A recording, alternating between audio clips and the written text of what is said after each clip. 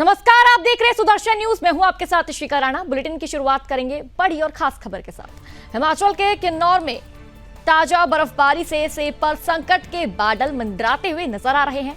बता दें कि हिमाचल प्रदेश के ऊंचाई वाले कई भागों में मई में भी बर्फबारी होने से किसानों, बागवानों सहित आम लोगों की मुश्किलें बढ़ गई है।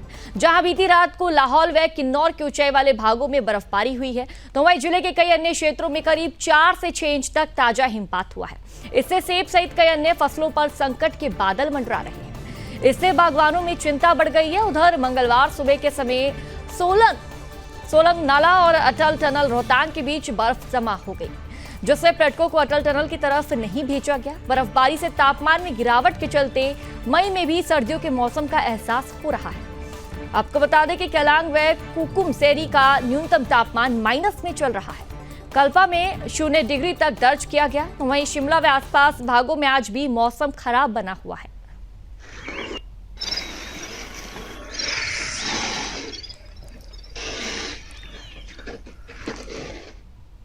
खबर यूपी के मोदी नगर से है, जहां बीजेपी से चुनाव लड़ रहे नगरपालिका अध्यक्ष पद के प्रत्याशी विनोद वैशाली ने चुनाव प्रचार में पूरी ताकत झोंकते हुए रोड शो किया है, जो कि मोदी मंदिर से लेकर गोविंदपुरी तक गया। तो वहीं रोड शो के दौरान विनोद वैशाली का दर्जनों जगह फूलमाला पहनाकर जनता ने भव्य स्वागत किया और शहर की जनता ने विनोद वैशाली को पूर्ण समर्थन देते हुए जीत दिलाने का वादा भी किया। तो वहीं टिकट न मिलने के कारण कुछ पार्टी के लोग नाराज नजर आ रहे थे। रोड शो के दौरान विनोद वैशाली ने शिकवों को दूर किया और तो वहीं विनोद वैशाली ने कहा कि शहर के लोगों को किसी तरह से परेशान होने की आवश्यकता नहीं और जनता विकास चाहती है। सांसद सत्यपाल सिंह ने कहा कि मैं पार्टी का आभारी हूं कि उन्होंने विनोद वैशाली को कैंडिडेट बनाया और विनोद वैशाली की ऐतिहासिक विजय हुई। हमारे संवाददाता जितेंद्र कुमार से क्या कुछ कहा, आइए आपको सुनवाते हैं।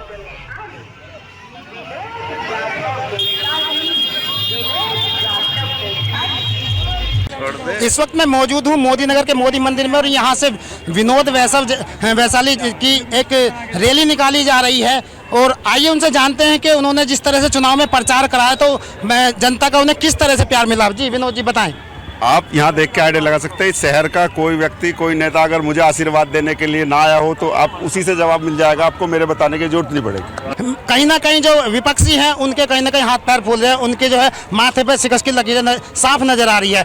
बाकी एक चीज मैं आपसे जानना चाहूंगा, मोदी नगर में शत्रु संपत्ति का मुद्दा उसे बनाने की कोशिश की जा रही थी, तो उस पर क्या कहना चाहेंगे आप? शत्रु संपत्ति का मुद्दा कुछ है ही नहीं, मैं इनके साथ, मेरे ऊपर इन दोनों का हाथ है। बाकी हमारे साथ सांसद जी भी हैं, तो उनसे भी जान लेते हैं कि शत्रु संपत्ति मुद्दे में वो मोदी नगर की जनता की किस तरह की सहायता करेंगे। जी सांसद जी। देखिए, सबसे पहले तो मैं अपनी तरफ से, अपने पूरी पार्टी की तरफ से, अपने संगठन की तरफ से मोदी नगर की जनता का बड़ा हार्दिक आभार व्यक्त करता हूँ कि उन्होंने जिस प्यार के साथ हमारे जो कैंडिडेट, हमारे जो उम्मीदवार है विनोद वैशाली को जिस प्रकार से उन्होंने अपना आशीर्वाद दिया, जितना सहयोग दिया, उनकी ऐतिहासिक जीत होगी। और जितने भी मुद्दे होंगे, शहर के जो भी मुद्दे होंगे, चाहे उसमें शत्रु संपत्ति का जो आपने मुद्दा वो किया, ये भारत सरकार का मुद्दा है। सभी बातों पर जो है निश्चित रूप से हमारे चेयरमैन, हमारी पार्टी और हमारी सरकार। खबर मोदी नगर से है, जहां नगर निकाय चुनाव का प्रचार अब समाप्ति की ओर है। ऐसे में प्रत्याशी वोटरों को हमेशा की तरह लुभाने में लगे हुए हैं। वार्ड नंबर 14 से बीजेपी सभासद प्रत्याशी अंजलि चौधरी ने वोटरों को सावधान करते हुए कहा कि लुभावने वादों के चक्कर में आकर किसी गलत इंसान को वोट न करें। अंजलि चौधरी तकरीबन 5 वर्षों से बीजेपी पार्टी के साथ मिलकर लोगों की सेवा कर रही है, चाहे वह गरीब बेटियों की शादी की बात हो या किसी को न्याय दिलाने। अंजलि चौधरी हमेशा जनता के लिए उनकी समस्या को हल करने के लिए तैयार रहती है। इन्हीं सभी बातों को लेकर हमारे संवाददाता जितेंद्र कुमार ने अंजलि चौधरी से खास बातचीत की है, आपको सुनवाते हैं।